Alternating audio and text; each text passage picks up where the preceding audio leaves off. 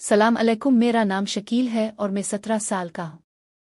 हमारे घर में सिर्फ 3 लोग हैं, अम्मा, अबू और मैं। अबू अमूमन काम पर होते हैं क्योंकि उनका अपना गुलाम है। वो सुबह सवेरे अपने गुलाम के पास चले जाते हैं और रात को बहुत देर से वापस आते हैं, और जब वापस आते हैं तो वो बहुत थके हुए होते हैं और अम्मा को बिल्कुल वक्त नहीं दे पाते। अम्मा उनसे बहुत नाराज थीं और हमेशा मुझसे अबू की शिकायत करती थीं। अम्मा पढ़ी लिखी और बहुत खूबसूरत थीं और उनकी उम्र इतनी ज्यादा नहीं थी, जिसकी वजह से अम्मा के लहजे से लगता था कि वो अबू से बिल्कुल खुश नहीं हैं और हमेशा अबू की शिकायत करती थीं कि वो मुझे वक्त नहीं दे पाते। मेरी जिंदगी का खूबसूरत हिस्सा इस तरह ज़ाय हो रहा है। मेरा शौहर मेरी बिल्कुल परवाह नहीं करता। वो मुझे बिल्कुल वक्त नहीं देता। शकील, तुम्हें अपने अबू को समझाना चाहिए, वो मेरी कोई बात नहीं समझते।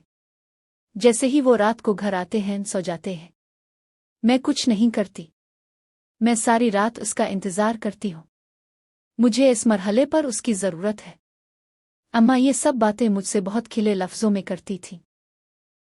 उन्होंने बिल्कुल नहीं सोचा कि उनका बेटा अब बड़ा हो गया है। उनकी ऐसी बातों को सुनकर अम्मा के बारे में अजीब ख्यालात मेरे जहन में आने लगे। अम्मा की बातों से साफ जाहिर था कि अम्मा को बहुत शदीद भूख महसूस होती है, क्योंकि उनका वजूद बहुत खूबसूरत था और अम्मा को देखकर मेरा दिल हिलता था। मैं किसी न किसी बहाने से अम्मा के करीब आता था। अम्मा को ये बात पसंद भी थी, लेकिन वो मुझसे कुछ कह नहीं सकती थी। मेरा एक दोस्त था जिसका नाम तनवीर था, और वो भी अपनी माँ के साथ ये सब करता था। इसके घर में भी वही मसला था। वो मुझे अक्सर बताता था कि इसका बाप अक्सर शहर से बाहर रहता है, जिसकी वजह से वो अपनी माँ की भूख पूरी करता रहता है ताकि इसकी माँ इधर इधर न जाए, जिससे उनकी बदनामी हो और घर का मामला घर के अंदर ही दबा रहे, जिससे तनवीर खुश होता है और उसकी माँ भी इससे बहुत खुश रहती है। तनवीर अक्सर अपनी और अपनी माँ की कहानियां शेयर करता था। मैं भी सोचता था कि मेरी माँ को भी वही मसला है, क्यों ना मैं अपनी माँ का मसला हल करूं और उसकी मांग पूरी करूं, जिससे वो अबू की शिकायत करना बंद कर दे। लेकिन मैं सोचता था कि अगर माँ अबू को पता चल गया कि मैं क्या सोचता हूँ तो मेरी बात खिल जाएगी। मैं इस बात से डरता था और तनवीर से कहता था कि मुझे भी कुछ बताओ, मेरी माँ बहुत खूबसूरत है और मैं भी अपनी माँ के साथ वही करना चाहता हूँ।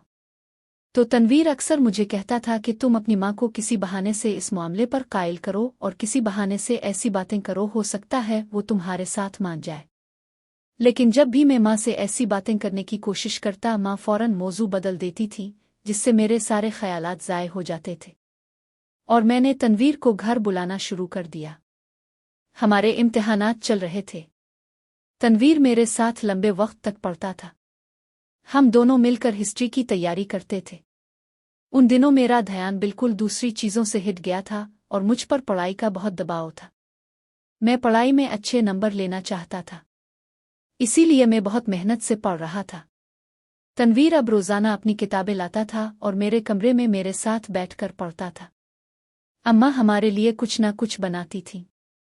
मुझे चाय की बहुत ख्वाहिश होती थी, तो अम्मा वक्त गुजरने के बावजूद हमारे लिए चाय बनाती थी। मैं नोटिस ले रहा था। तनवीर अक्सर मेरी अम्मा को गौर से देखता था और मैं मुस्कराकर इससे कहता था कि तनवीर, मैं कहता था कि अम्मा बहुत पुरकशिश हैं, जो भी उन्हें देखता है वो यकीनन अपनी निगाहें नहीं हटा पाता। तनवीर मुझसे कहता था कि हाँ दोस्त, तुम बिल्कुल ठीक कहते थे, तुम्हारी अम्मा वाकई कमाल की है। मुझे पता नहीं चला कि मेरी अम्मा ने भी तनवीर को गौर से देखना शुरू कर दिया था। शायद मेरी अम्मा भी तनवीर को अपने करीब बुलाना चाहती थीं, लेकिन वो मेरे सामने कोई गलबा नहीं दिखा सकती थी। अब अम्मा अक्सर कहती थीं, शकील, दूध खत्म हो गया है, बाजार से ले आओ ताकि मैं तुम सब के लिए चाय बना सकूं। अबू अक्सर घर पर नहीं होते थे। तनवीर मेरे कमरे में बैठकर पढ़ता था और मैं अम्मा की बात मानकर दूध लेने बाजार जाता था। बाजार यहाँ से थोड़ा दूर था, जिसकी वजह से मुझे आधा घंटा लग जाता था। जब भी मैं दूध लेकर वापस आता, घर का माहौल कुछ बदला हुआ लगता था और तनवीर की हालत भी बहुत खराब लगती थी। लगता था जैसे तनवीर को बहुत नींद आ रही हो। तनवीर बहुत थका हुआ लगता था, लेकिन वो मुझे कुछ नहीं बताता था। जब मैं दूध लेने जाता तनवीर बिल्कुल ताज़ा होता था, लेकिन जब मैं वापस आता तनवीर की आंखों में अजीब सी थकन नजर आती थी और वो बिल्कुल पढ़ नहीं पाता था। ये कई दिनों तक चलता रहा। एक दिन अम्मा ने मुझसे कहा, शकील, दूध ले आओ, मुझे चाय बनानी है। मैं दूध लेने जाने वाला था। मेरा फ़ोन चार्ज पर था। मैंने अपनी किताबें एक तरफ रखें और दूध लेने जाने लगा। अम्मा हाल में बैठी थीं। वो फ़ोन इस्तेमाल कर रही थीं। मैंने अम्मा की तरफ देखा। अम्मा मेरा जाने का इंतज़ार कर रही थीं। मैं बाहर निकला और घर का मेन दरवाज़ा पार किया। मैंने अभी गिल्ली पार की थी कि अचानक मुझे याद आया कि मैं अपना मोबाइल घर भूल आया हूँ। मैंने सोचा कि मैं अभी ज़्यादा दूर नहीं गया, क्यों ना वापस जाकर अपना मोबाइल ले लूँ और फिर दूध लेने जाऊँ। जब मैं घर वापस आया, अम्मा हाल में मौजूद नहीं थी। मैंने घर के अर्द गिर्द देखा और अम्मा कहीं नजर नहीं आए। मेरे कमरे का दरवाज़ा जो हमेशा खुला रहता था और जिसमें तनवीर बैठा था, अब बंद था। मैं आहिस्ता से कमरे के करीब गया और दरवाज़ा लॉक था। मैंने खिड़की के शीशे से झांका और मेरी आंखें खिली की खिली रह गईं। मैं इस मंजर को देखकर हैरान रह गया। मुझे पता चला कि अम्मा तनवीर के साथ ये सब करती है। तब मुझे मालूम हुआ कि तनवीर क्यों इतना थका हुआ लगता था। इस मंजर को देखकर मुझे बहुत सुकून मिलने लगा। मुझे इस मंजर से बहुत राहत मिल रही थी। जब मुझे लगा कि अब दोनों अपना काम खत्म करने वाले हैं, मैं जल्दी से कमरे की तरफ गया और देखा कि दरवाज़ा लॉक है। मैंने खिड़की के शीशे से झांका और मेरी आंखें खिली की खिली रह गईं। मैं घर से बाहर निकला और दूध लेने चला गया और सारे रास्ते वही मंजर मेरी आंखों के सामने आ रहा था। जब मैं दूध लेकर वापस आया, हसब मामूल तनवीर की आंखों में बहुत थकन नजर आई, लेकिन तनवीर मेरी आंखों में देख नहीं पा रहा था। अम्मा ने चाय बनाई और लाई। हम दोनों ने चाय पी। मैं मुसलसल तनवीर की आंखों में खो रहा था। वो मेरा दोस्त होने के बावजूद मेरी माँ का राज मुझसे छुपा रहा था। कोई और बात थी। अम्मा ने इसे ये राज रखने को कहा था। वो तनवीर से ये बात छुपा रहा था ताकि वो अम्मा से अकेले सुकून हासिल कर सके। जब रात आई, वही मंजर मेरी आंखों के सामने फिल्म की तरह चल रहा था और मुझे बहुत सुकून मिल रहा था। अब मैं चाहता था कि जल्द अज जल्द तनवीर की जगह में ये सुकून हासिल करूं। अगले दिन तनवीर हमारे घर आया और हसब मामूल अम्मा ने मुझसे दूध लेने को कहा, हालांकि घर में हमेशा दूध मौजूद होता था। अम्मा मुझे किसी न किसी बहाने बाहर भेजती थी। मैंने पुख्ता इरादा कर लिया था कि मैं दोनों को रंगे हाथों पकड़ूंगा।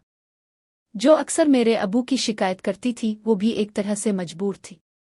इसके पास कोई और रास्ता भी नहीं था। मैंने अपना मोबाइल वहीं छोड़ दिया और दूध लेने चला गया। कुछ देर बाहर खड़े रहने के बाद जब मुझे लगा कि उन्होंने अपना काम शुरू कर दिया होगा, मैं फौरन वापस मुड़ा। अब जब मैंने अपने दरवाजे की तरफ देखा, मेरा दरवाज़ा खुला था और मुझे अम्मा कहीं नजर नहीं आए।